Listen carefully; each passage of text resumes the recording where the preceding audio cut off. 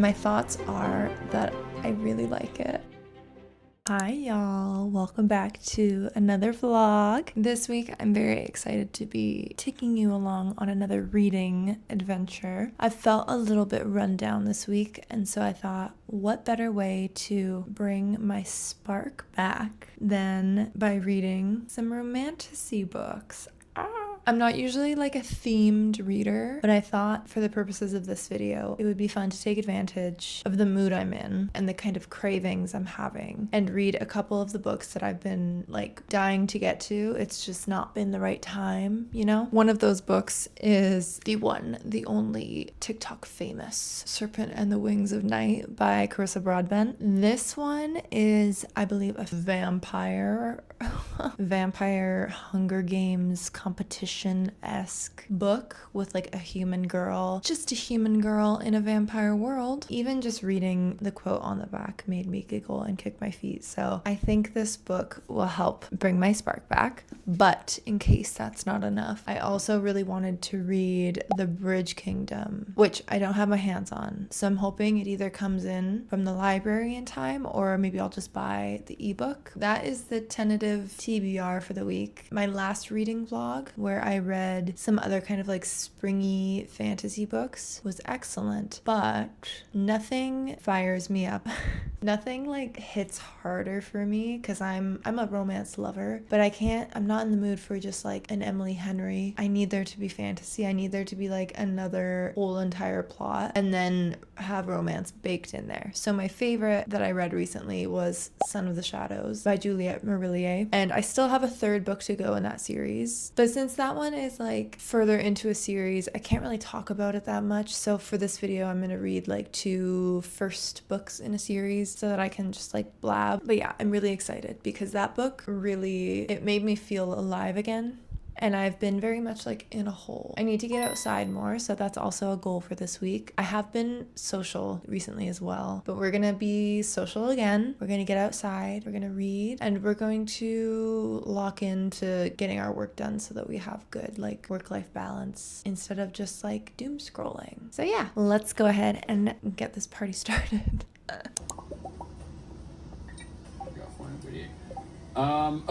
Okay, hello. So let's go over The Serpent and the Wings of Night. It follows this human girl who's basically adopted by the vampire king and brought to like his kingdom. And I'm only like 1 chapter in, so I can't really say too much yet, but it looks like she is in this kingdom of vampires. There's like a human sector of the kingdom, and the book starts out with this like really tough as nails girl who the king adopts because she's spunky and she bit his finger when he tried to approach. So when she's older, she's basically like this ruthless huntress killer who's trying to kind of be on par with the vampires because obviously they're very deadly, and she, being a human, is needing to protect herself. But what is she using her strengths and talents for? She's actually killing other vampires because the humans that are in this kingdom are very poor, and even though they're technically under protection of the king, there are some naughty vampires that go out and try to kill off humans for food. And our main character ends up hunting and killing one of these vampires that's about to kill a young boy, and she kills him with just her brute strength, even though he is like 1,000 years old. So I like the sound of that. Her name is Oriah, and our main love interest, who we haven't met yet, his name is Rain with an H in there somewhere. I think it's going to be the perfect book for me because I really enjoyed From Blood and Ash. I read the first 2 in the series. I think I'm like 70 pages or something into the 3rd book, but I just kind of put it down because those books are really, really long and there's a lot of world building, and I fear I forget like everything unless I'm binging it. So I would like to revisit those, but I don't know if now is the time for me to dedicate myself to like a 6-book series. So I think this will be good. This is a good choice because this is a duology. And yeah, it is Tuesday evening. I'm gonna do some reading and kind of chill out. If you've read this book, let me know what you thought of it. Are you a vampire girl or are you a fairy girl? I don't know if I can get on board with fairies. I've mentioned before that I'm not a huge fan of ACOTAR. Sorry, it doesn't do it for me.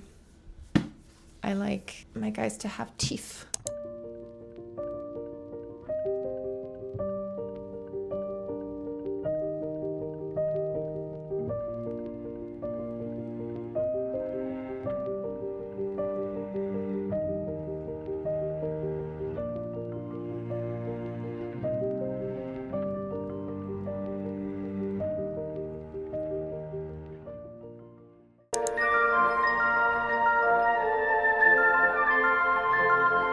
Hi y'all, happy Tuesday. No, happy Wednesday. I found this amazing app on Steam. I'll put the name somewhere on the screen, but basically it's this fantasy themed productivity app and it's so cute. The music is really good. Okay, here's my little screen. You have your main quest and then your side quests, and you have your timer. You can do Pomodoro. They have different playlists. I'm listening to Magic Studies. And it's so cute. And then here, you can go ahead and decorate. Once you get enough coins, you can decorate. So I added this little plant. You can add like little lamps and stuff. And then you collect these little cuties. I love it.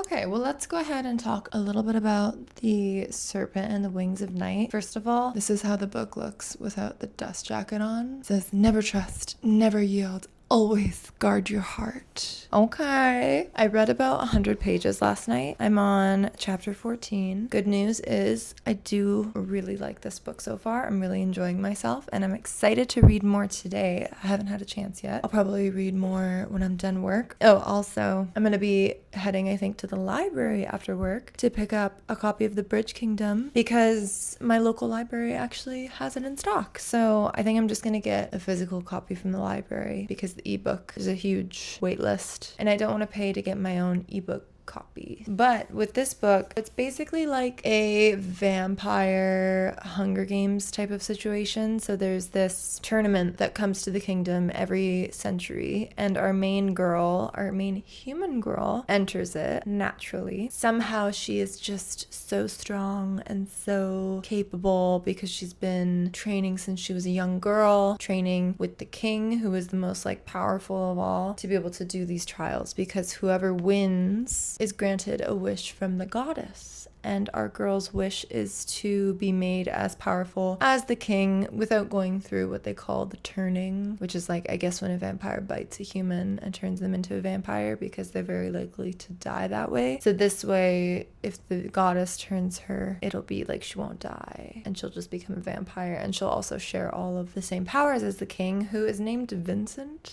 So she just like refers to her adoptive father as Vincent throughout the book. So it's like, hey Vince. So the plot of like human girl in a viper's den, I think you gotta laugh a little bit. Oh my god, my neighbor across the street is getting sunscreened and he's like naked on his balcony. Okay, I love city living. Oh, I lost my train of thought. Oh, I remember what I was gonna say. The love interest, his name is Rain with an H, and he's described as having red shoulder-length wavy hair, but the red is so dark that it's almost black. So I just picture Elliot from Stardew Valley with like box-dyed black red tinted hair. So I'm not really paying attention to the character descriptions anymore because she lost my trust with that one. I'm sorry. I'm gonna picture who I want to picture. Thank you. I mean, the plot has taken off. Things are exciting. The writing style is very easily digestible. It's not wowing me, but I think it's fun. And as long as the romance and like the yearning is done properly, then I'll really enjoy it. But there has to be some element of yearning. So we will see. We'll see if there's yearning. I'll keep you updated. I'll catch up with you once I'm done my editing and when we're out and about, because that was also a goal of the week, is to get out of the house reluctantly.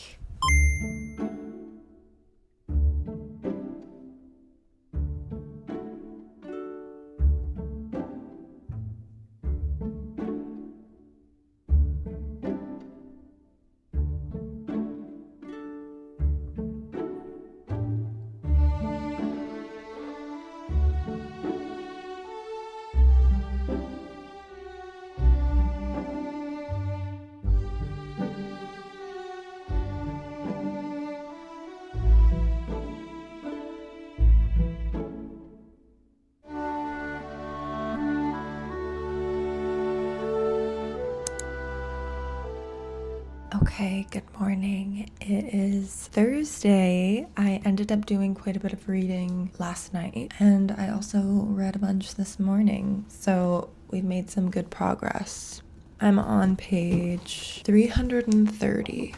Chapter 40. Last night, I think I left off around page 200 and I had some complaints. That was about like the halfway mark. And I was feeling very much like there was practically zero romantic tension. Also, sorry, I know I look crazy. I'm gonna sit back here. There was practically like zero romantic tension, no yearning. It was almost very like buddy between the love interests. And her personality traits were that she is very snappy and grumpy, and his personality traits are that he loves to drink shitty beer and he's always smirking. So you've read that 1,000 times, no doubt. That is like the most common archetypes. Parts of it feel very like generic in the kind of the dramatics of it all, but this morning, in like nearing kind of the last arc of the book, they're coming towards like the final trials. The vampires are all starving at this point because they haven't had any blood.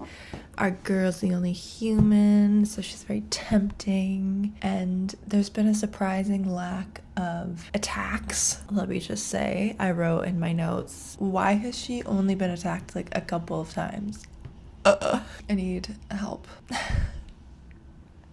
Why has she only been attacked a couple of times? It's like the main male character doesn't even give a fuck. He doesn't give a fuck. And that's not what we want when we're picking up a vampire book, okay? Like the author is trying to make him be such a feminist queen, like a resand carbon copy, that he's like, I would never hurt you. And I'm like, okay, but like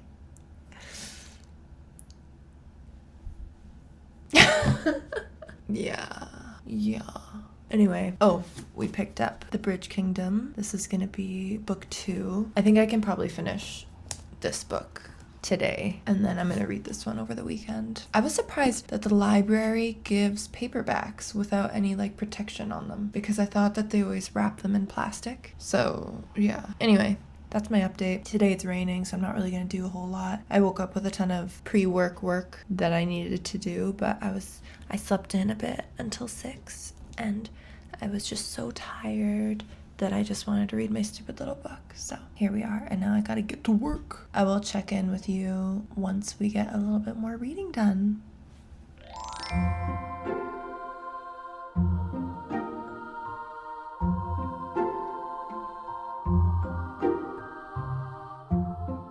Okay, look how cute my little app is now. I have my little fire guy, and I changed it to sunset. We added a light fixture and a different plant. I gave her a different chair and a different bookshelf. Oh, and we added a fireplace. And then all of the places have been locked. These are just amazing, like, ambient little settings that are so cute. I love this one.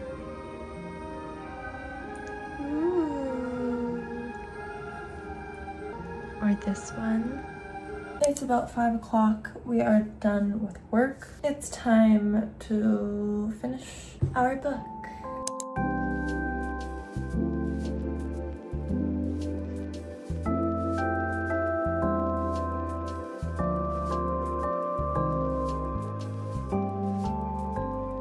Okay.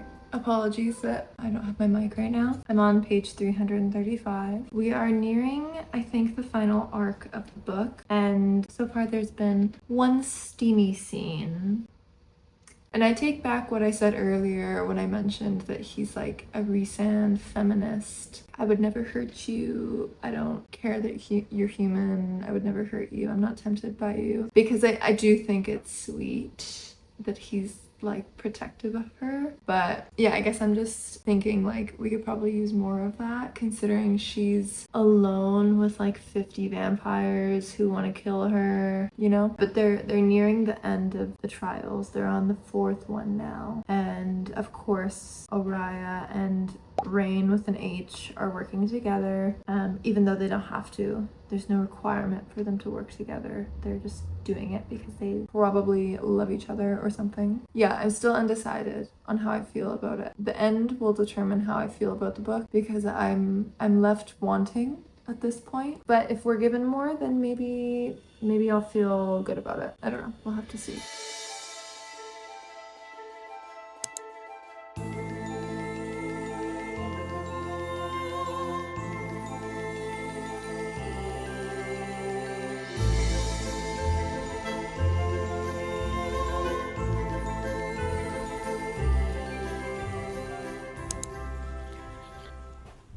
Hello, I am reporting to you from the afterlife because I am hungover.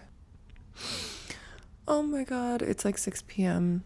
and I was not feeling too hot after a little girls' night. It was very lovely, but I'm not what I once was, and even having a couple glasses of wine is enough to like knock me out for the whole rest of the day. So yeah, I was pretty much just in bed reading. I have moved on to The Bridge Kingdom. I'm about 150 pages into it, and before I talk about that book, I'll give you a little rundown of The Serpent and the Wings of Night, which I finished the last time I checked in with you. So my thoughts on this book are that the ending was fun. It ends on a cliffhanger, and there are some twists and turns and all that good stuff. So my feelings towards the book with the ending are that I think I liked it. Was it a perfect book? No, but it was fun. At least the second half of the book was particularly fun, I think. And so I immediately texted my friend and asked to borrow the second book. So yeah, I think I would give Serpent and the Wings of Night maybe like 3 stars out of 5. I have to be vigilant because I ordered sushi and it's on the way. I can't miss that. But let's move on to The Bridge Kingdom. So I have read a decent chunk of this today while I was in bed healing like a freaking Victorian widow. It follows this daughter of a kingdom who is one of like 12 daughters who is basically trained to become a spy for their like enemy kingdom. Things happened between her and her sisters and her father, the king, and she was the only one that was chosen to be presented to the rival king as a bride. So it's like marriage of convenience. We have like a hate to love dynamic going on, although it's like never really a hate to love, but I guess circumstantially it makes sense for them to hate each other even though they're drawn to each other. Anyway, the main girl, her name is Lara, and then we have King Aron of the Bridge Kingdom. So basically she's trying to infiltrate this super secluded, secretive kingdom and like bring it to its knees, because the Bridge Kingdom is a connecting kingdom that connects 2 continents together through a series of islands, and they don't grow or like have any resources of their own, but they make money off of like trade and taxing people. And so I can already see where the book is going, but that doesn't make it any less fun in my opinion, because you know, you have the typical fantasy trope where it's like the girl believes that her family, her kingdom, her father, whatever, is in the right and like the other person is the enemy, but then the twist is always that, oh no, they were the enemy all along and the other person, they were actually the good guys. But whatever. I don't even care about that. I don't care about good plot. I think that the intrigue is good and it's been pretty fun. I think like the banter and stuff, the dynamics between the 2 main characters has been fun, so I'm not complaining. I think that the setting and stuff is unique enough, despite it using some really classic tropes and like being a little bit predictable. I'll let it slide because I think that the setting and the circumstances are quite fun. Although I will say that the main girl gives Throne of Glass vibes because of, I mean, I've only read like the first 2 or 3 Throne of Glass books, but you're told that she's so talented. She's so talented with the knife. She's such a good killer. She's such a good whatever, all the shit she's been through. But like in reality of her day to day, there's no evidence of that. It's just all her like reflecting on like her past training and her past this and that. So it's like, sure, Jan. Anyway, my face mask is falling off my face and my sushi's about to arrive, so I will check back with you in a moment. Goodbye. Oh my god, hi y'all. I just finished my very first live stream. It was very fun. We're playing Hollow Knight every Sunday and Wednesday on Twitch and YouTube. But I thought it's necessary to do a check-in of the Bridge Kingdom because I am almost done. I'm on page 359. I have less than 100 pages left. I'm hoping to finish this today, but I just wanted to give a little rundown on my thoughts and feelings towards the Bridge Kingdom. And my thoughts are that I really like it.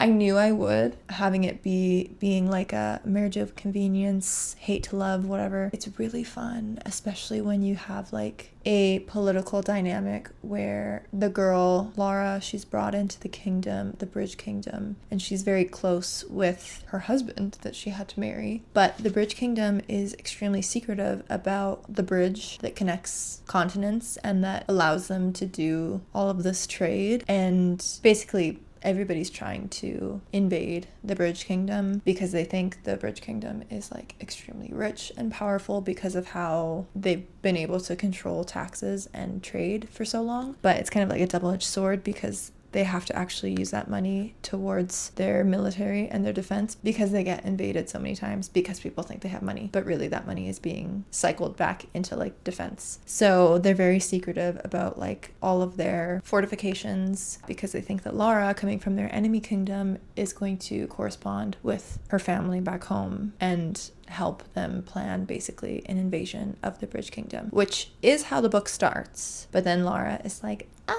she falls in love and she like, you know, she understands that her dad was the real villain all along. Shocker. Nothing in this book was shocking. It's all been very predictable, but in a way that's still fun to read. Like, I'm not mad about it. But anyway, we come to that realization. And the dynamic between Laura and the other people of the Bridge Kingdom is that for a long time, they just don't trust her because she is of the enemy. Whereas our king, her hubby, is very sweet. And he's like, no, you'll treat her like your queen because she's your queen. And like very protective of her. And he always wants to bring her along on things, even though she's like a fucking spy. But it's sweet. It's sweet. He's a nice guy. He's a good man, Savannah. There's not much else to say. I think the romance is fun. There's definitely moments where my face is like the steamy scene was kind of weird. I think the romance just generally is nice. And yeah, it's an easy read and it's an easy, fun read. I can feel my personality like bubbling back up again. And I'm excited to see how it ends because I do think that it ends on a bit of a cliffhanger. So we'll see. I'm gonna probably finish it today and I will check back in with my final thoughts and feelings